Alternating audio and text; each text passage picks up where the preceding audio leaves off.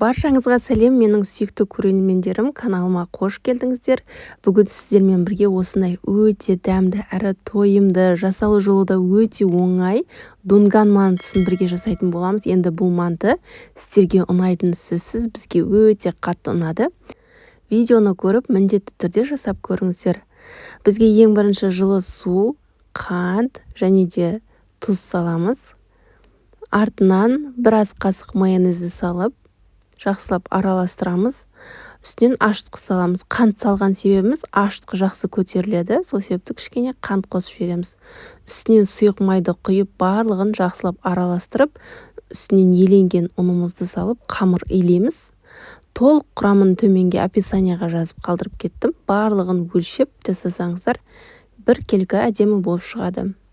Міне қамырымызды бір келкі болғанша жақсылап илеп аламыз. Июін қандырып тұрып, міне жақсылап илеп болған соң бетін пакетпен жауып, көтерілгенге қалдырамыз. Көп уақыт ашытып қажет емес, 1-1,5 сағат жеткілікті. Бетін жауып, ашытуға қалдырып қоямыз.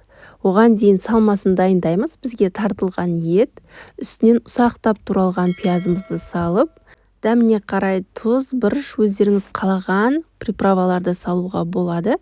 Мен тек қана тұзбен қара бұрыш салып, жақсылап араластырдым. Егер еттеріңіз майлы болмаса, құйрық майды ұсақтап турап салып жіберсеңіздер болады. Менің тартылған етім майлы болғандықтан құйрық май қосқан жоқпын. Міне жақсылап араластырып дайындап қойдым. Менде қамыр 1 сағат қана тұрды. 1 сағаттың ішіне осындай кішкене көтеріліп әдемі болып шықты. Енді осы қамырларды бөлшектерге бөлеміз.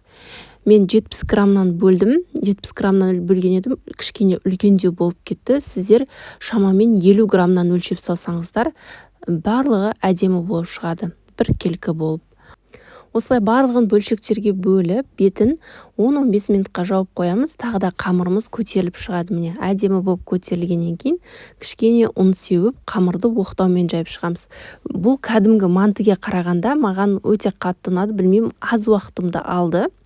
Осылай қамыр тез жайлады. Үстіне тартылған етімізді салып, осылай бірін үстіне бірін түйіп шығасыздар. Мен негізі алғаш рет дәл осылай түйіп көруім, сонда да өте әдемі болып шықты. Үсті-үстіне осылай жинап шығасыздар. Кішкене ортасы ғана ашып тұрады. Міне дәл осылай барлығын түйіп шығасыздар. Өте керемет болып шығады. Осы уақытта сіздер суларыңызды қойып, қайнатып қойсаңыздар болады. Сіздерге түсінікті болу үшін тағы біреуін көрсеттім. Дәл осылай түйесіздер.